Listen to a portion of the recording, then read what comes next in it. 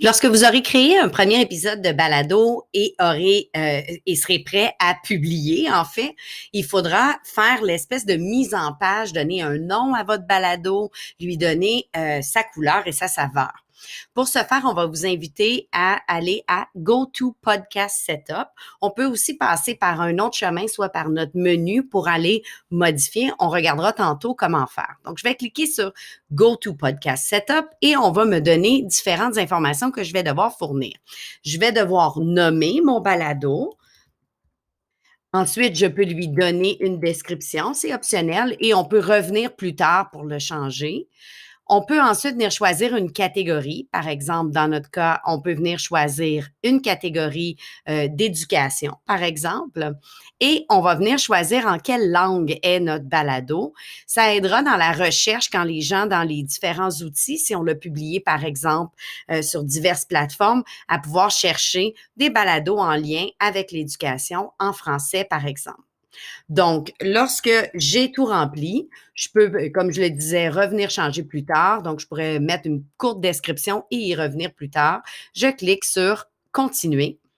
Et maintenant, on m'invite à choisir l'image qui va représenter mon balado. Je peux faire une recherche pour une image déjà existante. Je peux venir importer une image ou je peux carrément laisser Anchor choisir pour moi. Je vais laisser Anchor choisir pour moi pour vous montrer ce que ça peut donner. Bon, on me choisit une image un peu une espèce de bloc Lego. Les images qu'il va me proposer, que ce soit les images que je cherche dans la banque ou les images qu'il me suggère, viennent du site Unsplash, qui est un site d'images libre de droit, bien sûr. Je pourrais venir faire un zoom sur mon image en question en utilisant le petit glissoir ici. Et quand je suis satisfaite, eh bien, je clique sur Continue. Si j'ai choisi mon image, eh bien, c'est moi qui va pouvoir venir jouer avec mon image. Faites attention de choisir, bien sûr, des images qui sont libres de droit. Des sites comme Unsplash qui sont directement dans l'outil ou encore un site comme Pixabay peut être intéressant. J'ai quelques options pour modifier mon image de balado. Je peux venir décider ou non de mettre le texte. Ça peut être intéressant de faire l'image du balado, par exemple, dans un outil comme Canva, et les élèves pourraient venir tout de suite écrire le nom. Donc, si là, on a écrit le nom, on ne veut pas nécessairement que quelqu'un vienne le réécrire une deuxième fois. On peut choisir ou non de mettre le petit logo d'Anchor.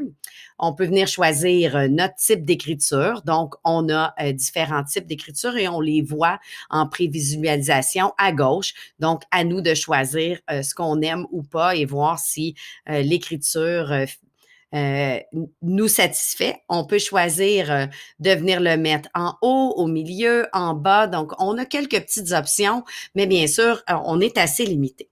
On peut aussi venir choisir la couleur d'écriture et on peut venir chercher la petite pipette ici pour venir choisir un code de couleur ou encore chercher directement dans l'outil de couleur. Lorsqu'on est satisfait de notre image, on clique sur Update Cover Art et maintenant, c'est l'image qui représente notre balado.